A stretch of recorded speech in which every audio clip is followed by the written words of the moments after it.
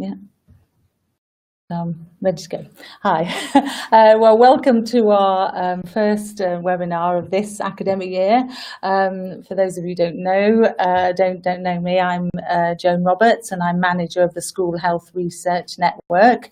And I'm very pleased to be offering this webinar that Graham Moore, who is he's Deputy Director of Decipher, is going to be leading and looking at wellbeing of school and family socioeconomic status and people well-being. So it's an issue of great interest to all working in education. So for those who haven't joined us before on a webinar, just to say that we do these live, but they are then put onto our website so that you can catch up at your leisure. And I know schools have used that aspects of webinar in training, so that would make that easy to do.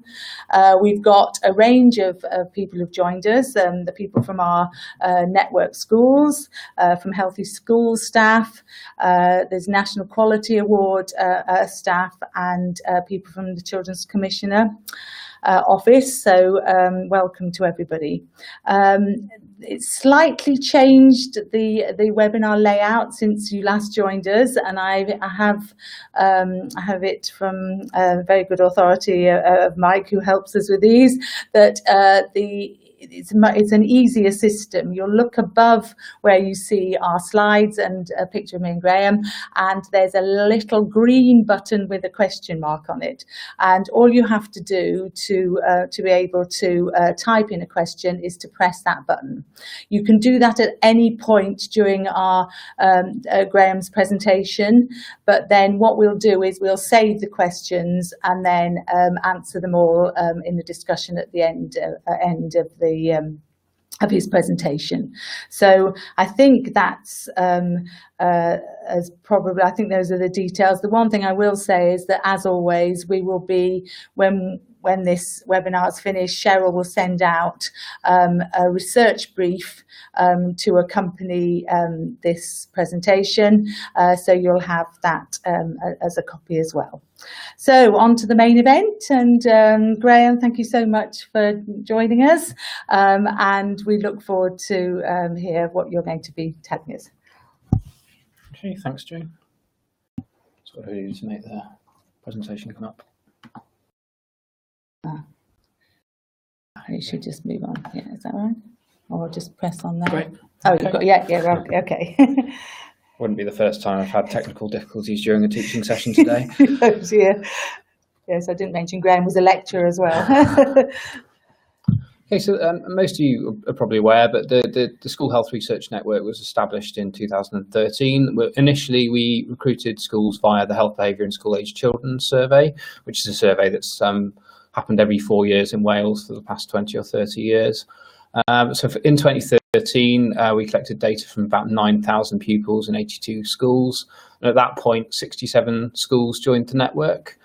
Moving through to 2015, the network expanded to about 113 schools, about half of the schools in Wales. And that's the survey we conducted in 2015 gave us a much larger sample. We had data from about 35,000 pupils within about 87 schools. Now, the current 2017 survey is currently in the field, and we've got 100% of secondary schools in Wales signed up to the network, thanks to Joan. And we're about halfway through the survey period, just a little bit over halfway, and these figures on the screen are actually out of date. This was written a few days ago, and we're already up to nearly 50,000 responses from about 110 schools so far. Well done, Graham. You've got more up-to-date information than I have. So in 2013, as well as the pupil data that we collect, schools complete a school environment questionnaire describing policies and practices in relation to health. And in 2013, about 67 schools provided that data. And we were able to link the school level practice data to pupil level health and wellbeing outcomes data. We refined those questions for the 2015 survey.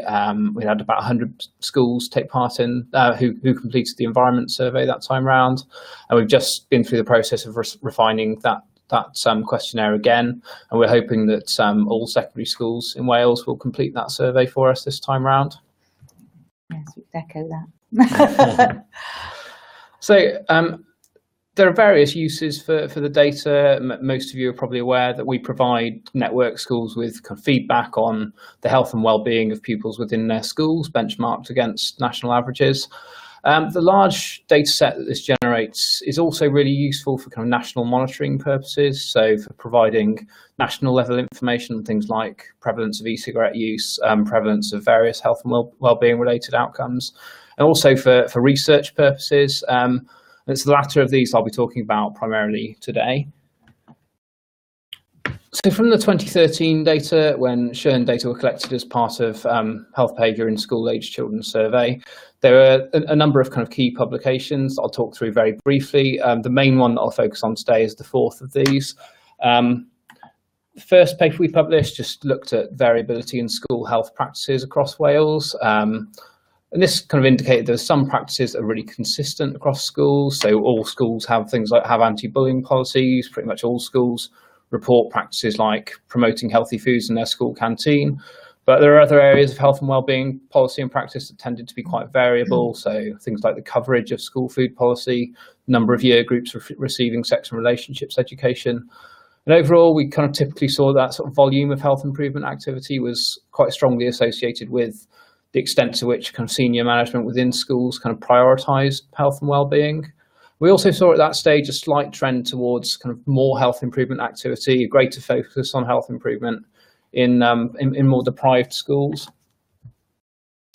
One of our colleagues did some analysis using the 2013 data looking at smoking policies. And I mean, in Wales, historically, going back about 15 years ago or so, there was quite a strong relationship between whether schools had strong anti-smoking policies and the likelihood of young people taking up smoking. But actually, we weren't able to replicate this using the 2013 data. I think now we are operating in a very different context. 15 years ago, smoking is much more denormalised than it used to be, and perhaps policies don't play the same role in kind of communicating norms around smoking as they used to. But there were associations of school smoking policies with other substances like cannabis use. So I think, I mean, the main kind of conclusions from these data are kind of, we're not saying rip up your school smoking policies, but keep them in place. But we need to think of other ways to prevent smoking uptake. We also looked, another one of our researchers, Kelly Morgan, did some analysis looking at things like the length of lunch breaks and how that predicted kind of sedentary behaviour and physical activity. So there's some kind of evidence within this of compensatory behaviours. So active travel was associated with near significant increases in sedentary behaviour outside of school time. More sedentary behaviour amongst boys where there was actually more PE in the timetable. But the primary focus of this analysis was around kind of length of lunch break. And generally in schools with longer lunch breaks, there was a tendency for pupils to report less sedentary behaviour in their spare time. We've also got a couple of papers published from the 2015 data. One of these looks at well-being and interpersonal relationships in young people living in foster care.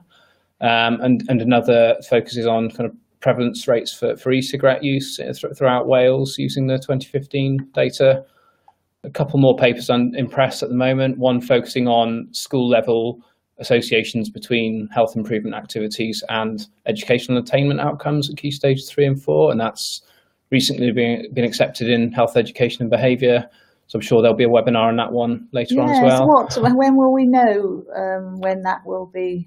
What's the expected time? Hopefully within the next month or two. Journals are a bit unpredictable. Right. Okay. Well, it may be that we'll put a couple of things together in one webinar, because that would be very interesting. I'm sure.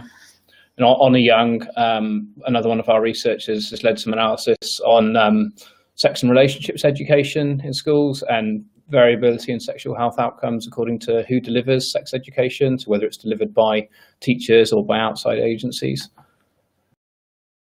But today we're going to be focusing primarily on a paper that we published in the British Education Research Journal using the 2013 data, and this stems from one of my own main academic research interests around kind of understanding how things that schools do can serve to reduce socioeconomic inequalities in health and well-being and attainment, but also how things that schools can potentially kind of act to reproduce socioeconomic inequalities that are sort of present within wider society.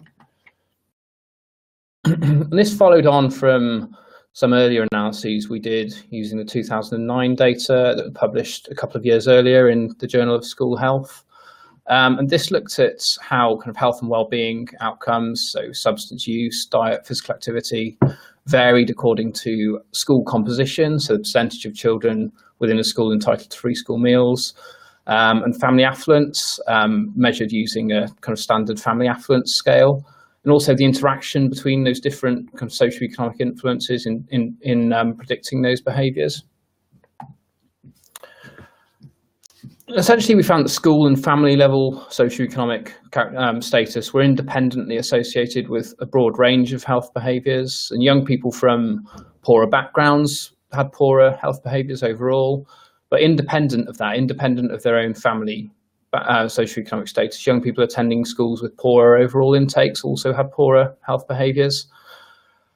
In addition to those kind of independent associations, there were kind of quite clear interactions for quite a lot of health-related outcomes. So inequalities actually tended to be much greater in schools which had more affluent overall intakes.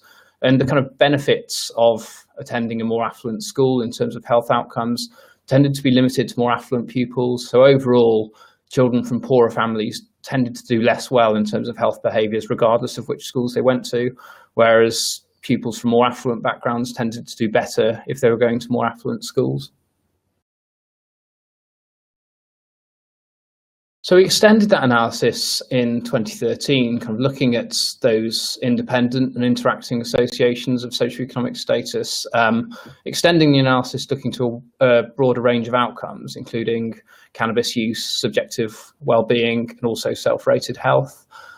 And we also focused on understanding some of the pathways through which schools might kind of contribute to this socioeconomic patterning in terms of things like people's perceptions of their relationships with school staff, relationships with other students, and perceived involvement in school life. Because we kind of theorized, I think that we kind of thought it might be the case that this trend, this interaction might be partly related to young people's position within their school's social hierarchy. So being poor in a school where you're surrounded by other people who are more affluent than you might be psychosocially more difficult to cope with than being more deprived, but in a more deprived school surrounded by other more deprived pupils. So we measured various things within HPSC. So relationships with teachers were measured using a 3-item scale, asking pupils to rate the extent to which they felt their teachers cared about them, that they were able to trust their teachers, and they felt that their teachers accepted them as they were. We had similar measures of peer social environment, so ratings of the extent to which pupils felt that other pupils in their school enjoyed being together, were kind and helpful to one another, and accepted them as they were. And essentially, we kind of replicated and extended the findings from the paper in the Journal of School Health. We showed that socioeconomic inequalities, again, were greatest in more affluent schools. And again, the benefits of attending more affluent school in relation to health behaviours were limited to children who were also from more affluent families. But in addition, the analysis, we'd extended the analysis to look at subjective well-being here. And we found in this analysis that young people from poorer families tended to report the worst socioeconomic well-being when they were attending a more affluent school. So this graph here kind of charts the association between family level socioeconomic status and average score on the well-being scale, broken down by type of school. So you can see the blue dot on the far left indicates pupils with low affluence but attending schools with low free school meal entitlement. And actually, it's only really within schools with it's only really for pupils from lower socioeconomic backgrounds that we see that difference between schools in terms of subjective well-being. So pupils from poorer families generally tend to do slightly worse overall in terms of subjective well-being, regardless of what school they go to. But that seems to be amplified when they're attending a more affluent school, where they are a poorer pupil surrounded by more affluent pupils.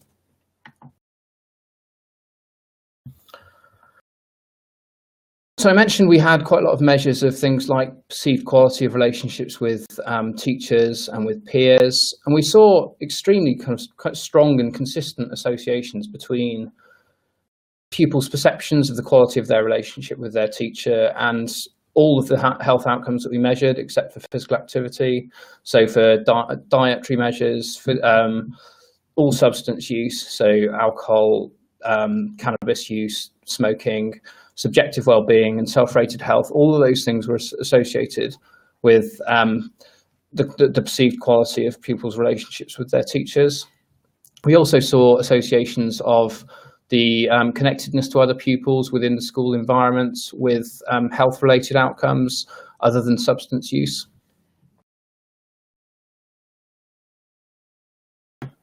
But actually, we saw some interesting interactions with socioeconomic status in that students from more affluent families tended to report better relationships with teachers, better relationships with peers, and more involvement in school-level decision-making. But actually, the associations of school-level socioeconomic status, so the overall socioeconomic composition of the school that the child attends with these outcomes, were a bit more ambiguous. So young people in poorer schools were actually much more likely to report high quality relationships with their teachers than young people who are attending more affluent schools. And that was particularly the case, particularly pronounced for young people from poorer backgrounds. So young people from poor backgrounds attending poor schools tended to report far better relationships with their teachers. And this graph here, again, this charts average scores on the scale for kind of quality of relationships with teachers by family affluence for the three different school types. And you can see actually, even for children from more affluent backgrounds, there's a tendency for them to rate their relationships with their teachers as better when they're attending a less affluent school. But the gap there is greatest for young people from low affluence backgrounds. So for young people from low affluence backgrounds who attended least affluent schools, they actually had the highest subjective well-being of anyone. But children from low affluence backgrounds attending high affluence schools had the lowest subjective well-being of anyone.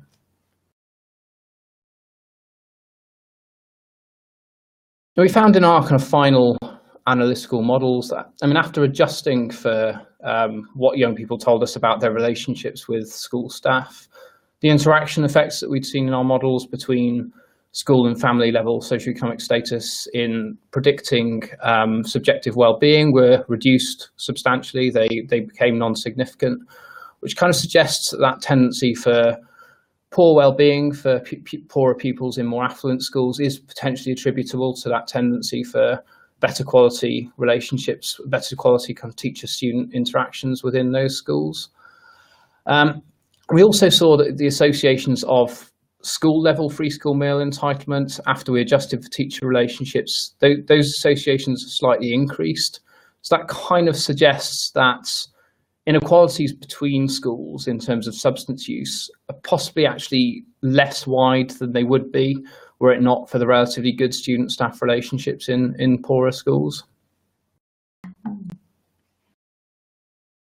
So essentially, in conclusion, the data, there are lots of limitations with these data. It's a cross-sectional set of analyses. It's very difficult to demonstrate cause and effect. But the main sort of conclusions, the data are consistent with kind of conclusions that pupils from poorer backgrounds appear to benefit less from attending more affluent schools in terms of health and well-being, and potentially kind of social processes associated with kind of relative position in the school's hierarchy may have negative effects on pupils' well-being. And perhaps the tendency that we often see in the literature for schools in more deprived areas to place much more of an emphasis on kind of pastoral care, on supportive social relationships with pupils, benefits pupils from poorer backgrounds attending those schools, whereas pupils from poorer backgrounds attending more affluent schools where there is less of an emphasis on pastoral care perhaps benefit least. But overall, I mean, we tended to see that even for pupils from more affluent backgrounds, schools with poorer intakes tended to do a sort of better job of establishing good quality relationships with their pupils. And those relationships do appear to play quite an important role in reducing socioeconomic inequalities in health and wellbeing outcomes. So I think that's my last slide. Right. Oh, well, thank you, Graham. God, there's all sorts of things to try and consider there, I think. I'm just going to look at Mike and just see if there are any questions. So, well, perhaps I could kick things off, maybe a question to everybody who's sort of listening. I mean, you know, Graham's saying quite clearly that for staff, that staff-pupil relationship in schools is important in terms of sort of lots of health and well-being areas. And I just wondered if people in schools think that their staff that they work with actually realise that, you know, is it something that perhaps is sort of well known? I mean, obviously in terms of the learning in the classroom, but that the fact that it has a sort of broader impact on the pupils in the school. So that's a sort of general one that I'm putting out there in case anybody has got any thoughts on that, and then maybe, you know, how schools are establishing that really inclusive ethos of support of across the range of pupils. So particularly if you are in a school maybe that has a range of young people from socio-economic varied background. So those are just two things I'm putting out there in case anybody fancies a response. But I'm just going to ask Graham.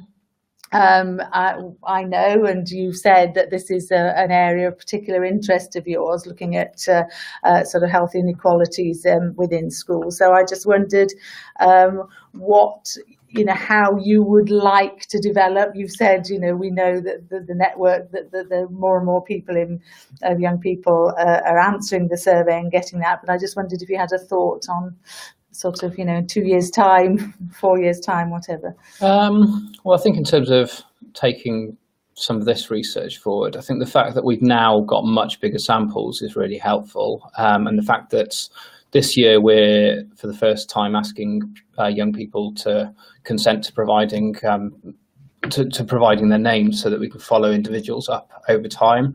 So I mentioned one of the major limitations with this analysis is that the data are cross-sectional. And with HBSC data, historically, we've only been working with snapshots, really, because the data haven't necessarily been collected by the same schools, from the same schools every time, and pupils haven't provided kind of identifiable information. But I think analytically, we'll be able to better sort of tease out, using some of that information, the kind of causal sequencing of those issues. In terms of kind of intervention development as well, I think this is a really kind of interesting area for kind of development of intervention, because it's not about asking schools to do anything new above and beyond what they're already doing. It's about kind of focusing on how to do what you're already doing slightly differently, and learning from actually some things that poorer schools actually seem to be doing really very well to support the health and well-being of their pupils. Mm-hmm. And I think also understanding experiences of schooling amongst other minority groups is a really important area that I'm interested in. And I think, again, the big samples that we're working with now really helps us with that. And we've recently got funded a PhD studentship to do some work around understanding social relationships within the school environment amongst young people living in foster care, and how those predict their kind of school engagement and health and wellbeing outcomes. So lots of kind of areas following on from this. That's exciting. Just to sort of reiterate what Graham was saying about we've got 50 schools who are trialling this sort of data linkage and looking at research over time, and they're being asked if they'd be happy to give their name, date of birth, and a postcode. So we'll be finding out. You'll know if your school is part of that or not, but we'll be, you know, obviously looking at the results of that. So that, yeah, I can see that would have a big importance in this, and use for other things too. So so thank you. That's really interesting. So I think we've just got a different screen. So does that mean that if we press on something, we might? So there's at least one question there. Oh yeah, sorry, I'm just so busy looking at coloured boxes. So Gillian's saying, will there be a summary of your paper available to schools? And yes, so as soon as the webinar closes, you will be sent a research brief, which will talk through some of the things that Graham has been mentioning. And as I say, this webinar will then go up onto the website, so you'll be able to watch it and watch it with other people.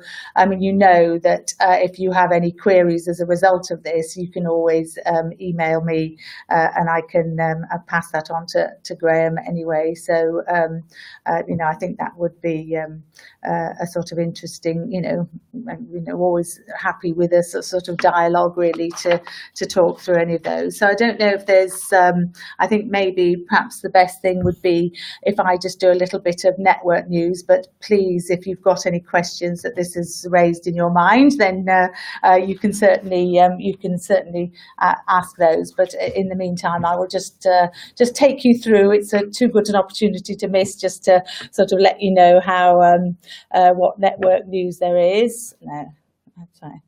Did that? I thought that. No, that doesn't go. Sorry. Oh no. Oh, there we are then. Yeah, or I'll just. Yeah. So, I mean, Graham's given you some of this information, and some of his information on the numbers of young people getting through the survey are higher than mine, because I looked yesterday, so things are moving apace very speedily. So just to say that yes, we have 212 member schools, so it's very exciting that we have all of maintained mainstream secondary schools in Wales, and that's really exciting that we actually have a real national network. So thanks to, I know there's quite a lot of Healthy School staff here, and they helped enormously in terms of recruitment, as did in some areas people from LEAs and from consortia. So we've got a lot of support, and which led to that happening. So welcome if this is your first webinar, but we're very excited that you're now part of the network.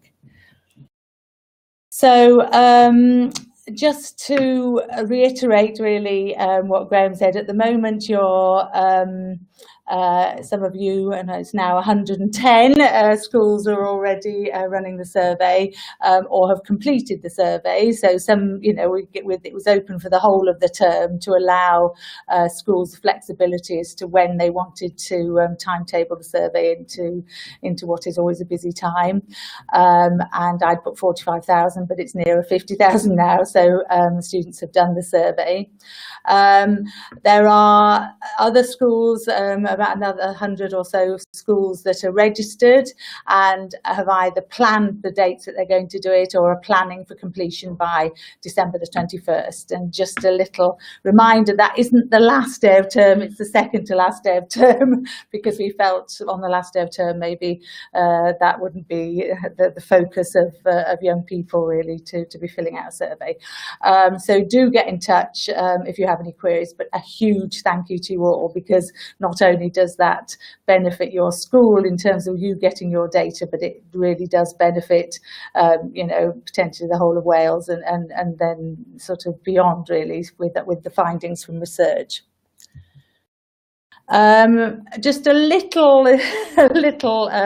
reminder that we only ask schools to sort of do something every 2 years.